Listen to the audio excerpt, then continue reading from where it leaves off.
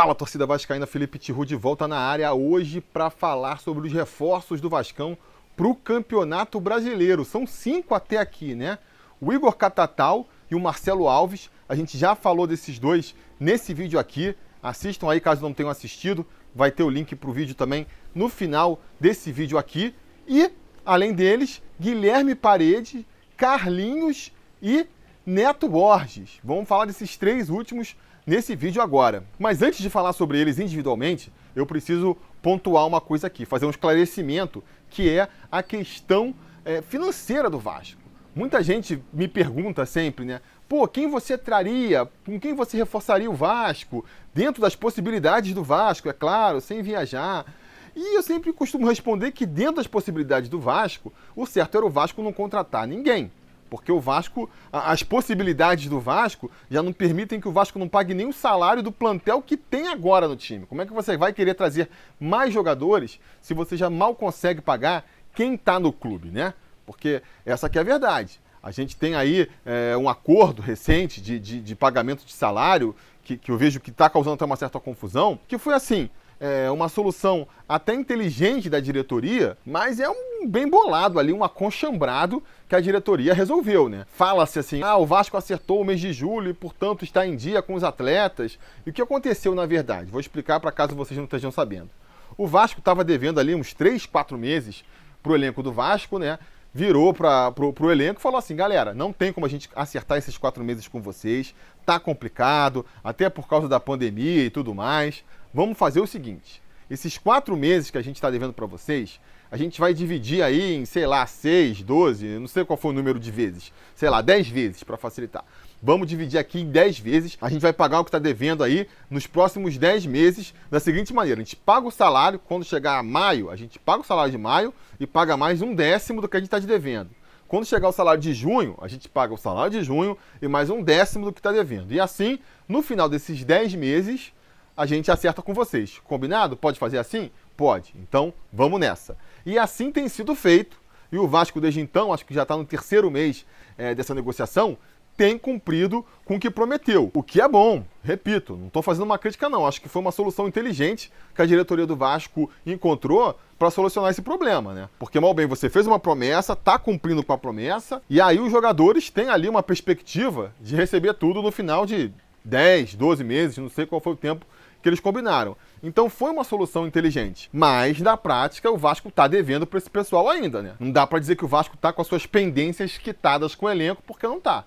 Está pagando aí a prestação, a dívida que foi criada até então. E tanto isso não é uma situação confortável, que a gente viu aí recentemente o Jordi colocando o Vasco na justiça, né? E conseguindo a liberação, tá querendo 1 milhão do Vasco por falta de pagamento de FGTS. Então, assim, não é que o Vasco tá em dia com os atletas. O Raul também ameaçou sair, botando o Vasco na justiça, só que o Vasco foi mais rápido ali, quitou as pendências com o Raul antes dele conseguir botar o Vasco no pau e por isso conseguiu prender o Raul, mas ele estava prestes a tomar o mesmo caminho. Então, assim, fica claro que a situação financeira do Vasco com o elenco não é confortável. O Vasco não está conseguindo pagar os jogadores em dia, tá aí com essa divisão, conseguiu até agora, mas vai saber por quanto tempo vai conseguir, né? Conseguiu antecipando ali o dinheiro do pessoal que renovou o plano de sócios, aí consegue um dinheiro da capa, aí vai antecipando e vai pagando. E quando acabar esse dinheiro antecipado, sabe? Com certeza a diretoria está contando aí com a venda do Thales, por exemplo, ou de um outro jogador, para conseguir continuar mantendo aí os salários em dia, dentro dessa nova negociação, né? E se não conseguir vender? E se conseguir vender, mas por um valor abaixo? Então, é uma situação desconfortável ainda. Nesse cenário, você trazer novos jogadores, o que a gente pode assumir? São novas dívidas que o Vasco está contraindo, né? A tendência, se nada mudar radicalmente daqui para lá, é daqui a uns 5 anos, a gente está vendo Guilherme Parede, a gente está vendo aí Carlinho, Neto Borges, tudo botando o Vasco na justiça e pedindo lá R$1 milhãozinho. É o comum, né? Que a gente vê até o jogador quando é vendido, até o de sábado. O Vasco vendeu para o Japão e aí esses dias apareceu ele lá cobrando o Vasco na justiça também. Então isso já é uma certeza, que esses jogadores aí vão aumentar a dívida do Vasco, são mais uma pazinha cavada aí no buraco que é a dívida do Vasco, isso já é certo. O mínimo que a gente espera a partir daí é que pelo menos a gente tenha uma retribuição aí em campo desses jogadores, né? É esse o ponto que eu quero defender aqui, porque eu concordo que o Vasco precisa se reforçar para o Brasileirão. Quem assistiu aí o último vídeo aqui do canal, das minhas perspectivas para o Brasileirão, sabe que eu acho que o elenco do Vasco é limitado, né? É fraco, que para uma competição que vai exigir muito, que nem vai ser o Brasileirão, seria importante ter um elenco mais qualificado aí, para poder rodar mais os atletas. Então eu acho que, tecnicamente, o Vasco precisa se reforçar sim. Só que esses reforços, eles têm que ser muito bem pensados. Eles precisam ser muito bem calculados. Porque qual é o tipo de argumento que eu costumo ouvir da torcida? Ah, não dá para trazer craque, então tem que trazer uma aposta mesmo e torcer para ele dar certo no Vasco. Esse tipo de pensamento eu não concordo. Eu acho que justamente porque o Vasco não tem dinheiro, não dá para fazer aposta. Não dá para trazer um cara para ver se ele vai render no time, se não render, paciência, sabe? Esse não pode ser o pensamento. O pensamento tem que ser justamente o contrário. Justamente porque a gente não tem dinheiro, justamente porque trazer mais um jogador vai pesar ainda mais nesse déficit do Vasco aí, é que, cara, o cara que vier tem que vir para resolver, tem que vir para ajudar. Não pode ser um cara que não vai funcionar. Ah, Felipe, mas o Vasco não tem dinheiro para trazer craque, você quer que o Vasco faça o quê? Eu quero que o Vasco justamente desista de trazer craque. Não tente trazer um craque. Não tente trazer um cara que foi craque no passado, que está numa má fase, que está em final de carreira, para tentar ele virar craque no Vasco de novo. Esse tipo de pensamento não funciona, não vai resolver. E nesse sentido, né, eu estou falando aqui raivoso e revoltado, pode parecer até uma crítica a esses contratados, mas não é. Não é necessariamente, porque eu acho até que nesse sentido o Vasco se movimentou bem. Desistiu de tentar trazer um jogador de nome, um jogador que as pessoas vão se lembrar dele, né? Que os torcedores conhecem, mas que aí, como o Vasco não tem dinheiro, estaria fatalmente numa fase decadente da carreira, ou então já com uma idade avançada, e o Vasco traria para tentar fazer o cara ressurgir no nosso clube. O Vasco não foi por esse caminho. Foi um caminho que eu acho que é certo. Trouxe jogadores mais desconhecidos, né? Que são mais baratos por não serem tão famosos, mais jovem, com mais lenha para queimar por conta disso, e que estão na melhor fase das suas carreiras, estão atravessando um bom momento das suas carreiras, né? Então, assim, se eles continuarem na fase que eles estão, a tendência é que eles sirvam para o Vasco. E não está trazendo novamente um jogador que está numa má fase, na esperança de que ele vire o fio no Vasco. Esse pensamento eu acho equivocado também. Então, o Vasco, nessas contratações, eu acho que ele seguiu o perfil certo. Ele seguiu o perfil que eu venho defendendo aqui. Agora, não é o suficiente também. Não basta trazer um jogador no perfil certo. Tem que ser um jogador certo. Tem que ser um jogador que realmente seja qualificado para esse elenco do Vasco. E aí entra o papel ali do comitê gestor, do comitê que seleciona os atletas, né? Você seleciona um perfil, vamos trazer um cara mais jovem, um cara mais desconhecido, que possa vir e atender as nossas necessidades aqui no clube, beleza, o perfil vai ser esse. A partir daí que vem o pulo do gato, e é nessa hora que você separa ali os homens das crianças, né? Que vai ser a hora que você vai escolher se você vai trazer um bom jogador ou um jogador ruim. Um jogador que presta ou um jogador que não presta. Será o caso desses 3 jogadores aí? Vamos ver ao longo da temporada. Partindo para uma análise mais individual então, né? Vamos falar aí quem chegou primeiro e também é o jogador que eu tenho mais expectativas de que possa ajudar o Vasco, foi o Guillermo Parede, que veio do Talleres. Tô brincando aqui, não é Guillermo Parede, é Guilherme Parede mesmo. É brasileiro, por mais que pareça um argentino, né? O sobrenome é Parede, tá vindo de um time argentino. Muita gente confundiu, achou até que pudesse ser gringo. Mas não, ele é brasileiro mesmo, tem 24 anos, atacante pelo lado de campo. Eu acho que pode ser o jogador desses 5 aí, que o Vasco trouxe agora, pode ser o jogador que mais se destaque. É o jogador que eu acho que tem mais potencial para se destacar. Por quê? Porque ele está vindo para uma área em que o Vasco está carente, que é o atacante por lado de campo. E aí você pode falar, carente, a gente tem o Thales aí, que é um talento da base, vem se destacando. O Vinícius, que está seguindo pelo mesmo caminho, como é que pode ser carente? Pois é, eu acho que é carente por quê? Porque a gente está falando justamente de 2 meninos. O Thales parece que está aí há muito tempo, né? Porque se destacou bastante no ano passado, mas ele entrou no final do ano passado, já se machucou, então assim, jogou acho que uns 15 jogos ano passado, jogou mais uns 7 agora, ainda tem aqui uma rodagem baixa no time profissional e tem só 18 anos. A gente às vezes esquece, mas ele acabou de completar 18 anos, acabou subindo com 17. É um garoto novo que ainda vai aí ter muitos altos e baixos na carreira, tá atravessando inclusive uma fase baixa aí, né? Não se destacou desde que voltou da contusão. A gente sabe também que às vezes a contusão ela tira um pouco da confiança do atleta, principalmente quando ele é novo, ainda não está acostumado.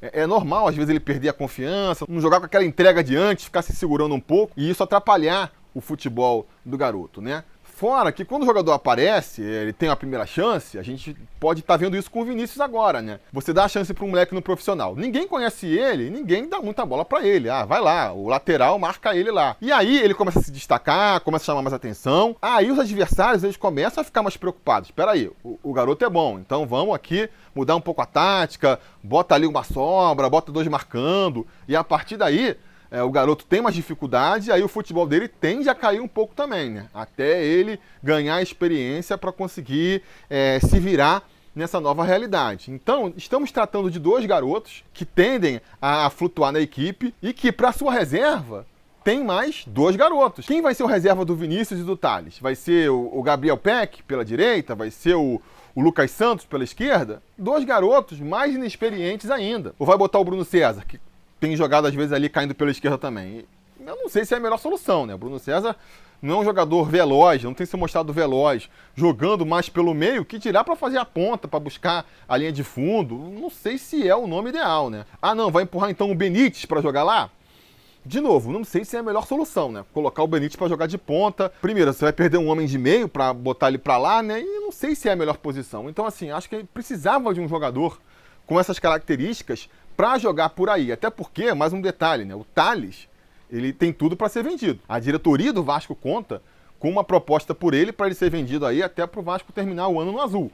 Então a gente ainda vai perder o Thales ao longo da temporada se tudo der certo. Precisa de substituto. E acho que foi por isso que o Vasco foi atrás aí do Guilherme Paredes, um jogador de lado de campo, ambidestro, teoricamente, né? Joga com a esquerda, joga com a direita. Pelo que a gente vê dos melhores momentos, ele parece mais destro mesmo, né? Porque nos bons lances dele, ele tá jogando com a direita. Isso eu achei ruim. Isso a princípio eu achei ruim porque eu acho que o Vasco precisava trazer um canhoto. Afinal de contas, o Thales já é destro, o Benítez já é destro, o Vinícius é destro. Então, assim, fica todo mundo caindo meio pela direita. A gente vê ali na direita o Vinícius fazendo bem a linha de fundo, mas na esquerda fica Thales e Benítez meio que se batendo ali, os 2 buscando o meio, né? O ideal era ter um jogador que buscasse a linha de fundo. Pelas informações que chegam, apesar de ser destro, o Paredes ele consegue fazer a linha de fundo pela esquerda, então vamos ver se ele confirma essa impressão quando atuar pelo Vasco. Mas, repito, né, até por essa carência do elenco do Vasco, achei uma boa vir um atacante de lado de campo aí, como é o caso do Guilherme Paredes, e principalmente me agrada o fato do Tajeres, que é o time dele, ter cedido ele meio a contragosto. A galera lá na Argentina, os torcedores do Talheres, lamentaram a saída do Paredes. Tava ficando meio escuro ali, então eu troquei aqui o ângulo da câmera, tava ficando eu na penumbra, né? Mas voltando aqui, o Tajeres acabou emprestando então o Paredes meio a contragosto, acabou sendo um empréstimo só até o final do ano. Quer dizer, se nada mudar, ele vai sair antes do Campeonato Brasileiro acabar até, porque o Campeonato Brasileiro vai entrar pelo ano que vem, né? Com um passe fixado lá no alto para o Vasco não conseguir comprar. E mesmo assim, só porque o campeonato argentino está paralisado, sem perspectivas de voltar tão cedo, né? Acho que se bobear nem volta esse ano, porque eles lá estão sendo bem mais rigorosos em relação à epidemia que a gente. E lá a coisa está começando a pegar agora. No sul aqui do hemisfério, a coisa está começando a pegar agora. Então, é provável que o campeonato argentino nem volte esse ano mais. E por conta disso eles falaram, já que o cara não vai jogar, então cede ele pro Vasco aí. Então isso tudo não deixa de ser um bom sinal, né? Mostra que realmente ele atravessava uma grande fase, vinha se destacando aí, sendo um dos destaques do Talheres, que mal ou bem é um dos times que está em ascensão na Argentina agora. Terminou em 5º no último campeonato, se eu não me engano. É um time que vem aí terminando na parte de cima da tabela do campeonato argentino, vem frequentando campeonatos internacionais do continente, e ele vem se destacando num time desses. É um bom sinal, é um bom sinal. E é por isso que eu deposito muita esperança de que ele venha a ser o jogador desses reforços aí, que venha mais se destacar com a nossa camisa. E tem que ser assim, né? para você aceitar um acordo desse, onde você traz um jogador por empréstimo, que vai embora antes do final do campeonato, que com certeza o Vasco não botou nenhuma taxa de vitrine ali para caso ele se destaque no Vasco e seja negociado para o exterior, né? Pelo menos eu não ouvi ninguém falando em uma taxa de vitrine nessa negociação. Então, assim, se você está aceitando tudo isso, o mínimo que você tem que fazer é trazer um jogador que, em outras circunstâncias, você não conseguiria. É isso que eu estou esperando do Guilherme Parede. Qualquer coisa menos que isso, para mim, vai ser decepcionante. Mas, como ainda não começou, né, estou confiante de que ele vai justamente se destacar pelo nosso Vascão. Vai ser aí um dos destaques do time. Não vai ser um dos destaques, não vai ser um dos craques do time, mas vai conseguir ali buscar uma titularidade. Se não for titular, pelo menos vai brigar e vai incomodar. E vai ser aquele cara que entra no segundo tempo mudando o jogo, né? Esse é o mínimo que eu espero do Guilherme Parede. Se não for assim, vai ter sido uma má contratação. Em seguida, a gente tem o Carlinhos, né? Um jogador de meio campo, um jogador versátil. Começou a carreira como lateral direito, aí foi para o meio campo, jogou com o meio campo mais ofensivo, mas mais recentemente vinha jogando mais como um volante, um jogador mais recuado de meio campo, que chega de trás. Então é um jogador que mostra versatilidade, que pode jogar em várias posições do campo, isso é uma coisa boa, né? É um jogador que vinha numa boa fase também, vem para um setor que o Vasco está carente, com a iminente aí rescisão de contrato do Guarim, com o Raul sendo afastado do elenco, não sabe se vai ser negociado por Red Bull ou não, mas mesmo que não seja, a tendência é que ele fique afastado do elenco até o final do seu contrato no fim do ano. Com isso, a gente perdeu muito no meio campo, né? A gente tem hoje aí de volantes, jogadores que jogam ali um pouco mais para marcação no meio campo, o Andrei, que é um dos destaques da equipe, o Bruno Gomes, que muita gente bota fé, mas que com o Raul não teve muitas oportunidades ainda, estava vindo de contusão também, né, o que sempre atrapalha, mas não vinha tendo chances. Mas tirou esses dois, começa a ficar muito ruim, né? Começa a ficar muito ruim. Vamos falar de Felipe Bastos, não me convence, Marco Júnior, menos ainda, e depois é molecada base, de novo, que tem para botar. Juninho, que ainda não renovou com o Vasco, então tá com essa pendência também, seria ali uma primeira opção. E depois disso é quem? Caio Lopes, também não teve chance no profissional ainda. Bruno Consendei, que voltou agora, acho que não, né? Acho que não. Então, assim, o Vasco precisa de jogador para essa posição, né? E o Carlinhos vai chegar e vai ter oportunidade de mostrar o seu futebol. Ele é um jogador que não tem uma carreira assim tão brilhante, vamos dizer assim. Ele começou muito bem, foi destaque da Copa São Paulo de Júnior, o que fez ele ser negociado para a Europa, mas já na Europa ele teve dificuldade de se firmar, né? Passou pela Alemanha, passou pela Bélgica, nunca conseguiu se firmar em nenhum time, então ficava pingando de time em time, voltou para o Brasil aqui, jogou no Red Bull, jogou no Guarani, também não se firmou. Parece que tinha problemas de relacionamento também, né? Era um jogador meio complicado, assim, com um temperamento meio complicado. E aí conseguiu agora, mais recentemente, né, aos 26 anos, no Vitória de Setúbal, aí que ele conseguiu chegar no auge da carreira dele, fez uma boa campanha, parece que foi destaque do Vitória de Setúbal também. A Vitória de Setúbal é assim, um time do Campeonato Português, que já é um campeonato fraco, né? Você tira ali o Benfica, o Porto e o Sporting. O resto são times bem fraquinhos, acho que piores do que o time brasileiro, do que os times da parte de cima da tabela aqui do Brasil, pelo menos. E ele jogou num time que foi quase rebaixado. Escapou ali, ficou em 16º no Campeonato Português do ano passado. Mas mal bem foi o destaque desse time. Mal bem vinha na melhor fase da carreira dele. Então, assim, você pode escolher no que você quer acreditar, né? Você pode escolher.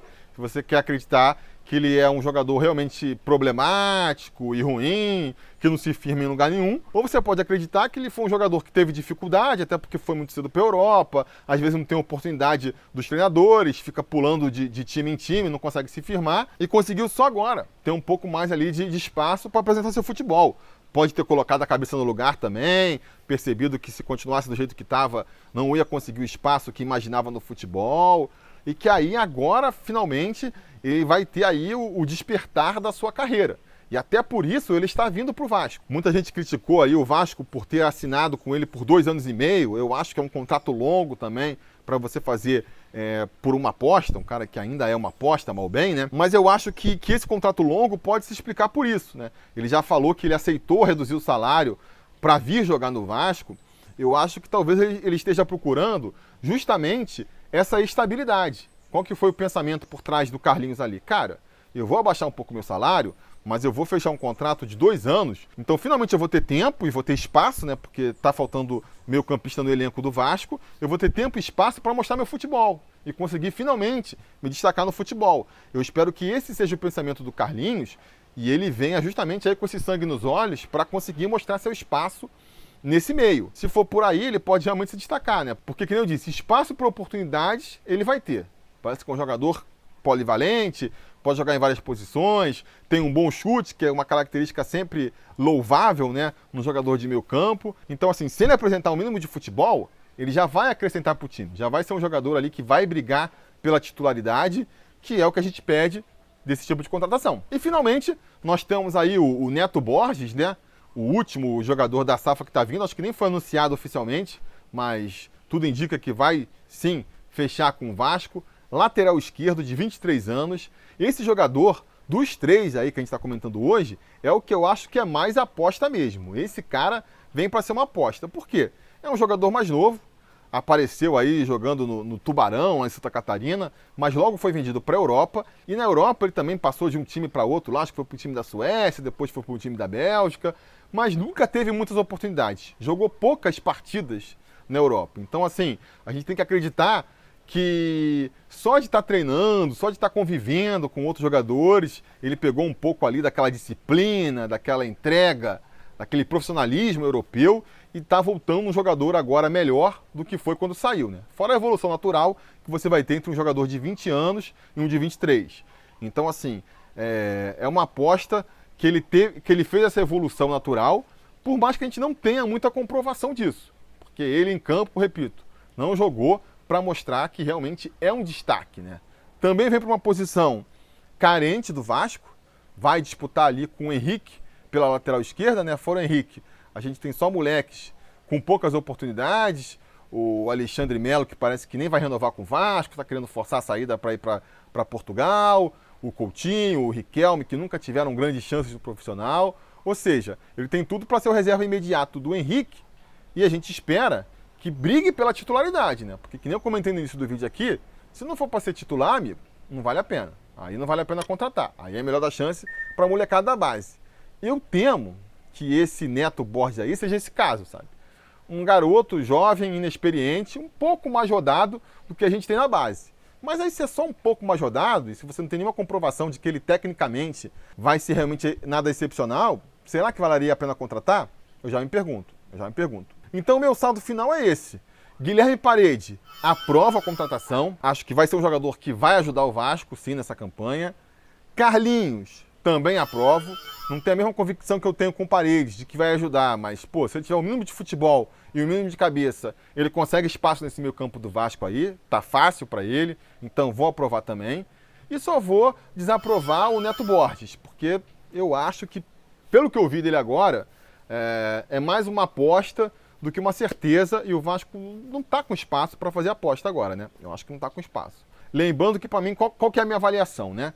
O que eu estou esperando desses jogadores? Eu espero que sejam jogadores que venham para serem titulares do Vasco, ou que, no mínimo, se forem reservas, sejam porque o cara que está sendo titular, que está barrando ele, está jogando muita bola. Isso é o que eu espero deles, né? Não espero que sejam craques e que se tornem referências da equipe. Se isso acontecer, eles vão estar superando as minhas expectativas, mas eu não quero também que sejam caras que venham para ser reserva, para completar elenco, para ser mais um cara no grupo que de vez em quando entra, e quando entra mal. Isso é o que eu não quero ver, né? E é isso que eu acho que vai acontecer com o Neto Borges. Então, vamos ver, né?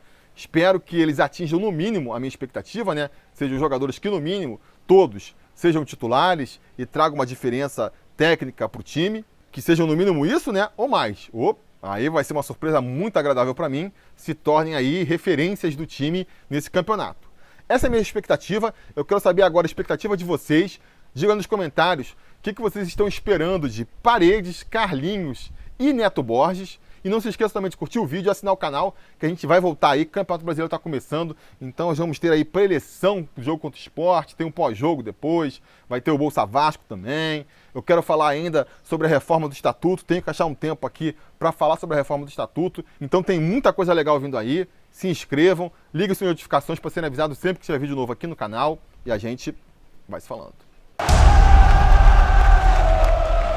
A realização desse vídeo só foi possível graças ao apoio inestimável dos conselheiros do Sobre Vasco. Ajude você também ao Sobre Vasco continuar no ar, se tornando um apoiador em apoia.se/Sobre Vasco ou sendo um membro do canal aqui no YouTube.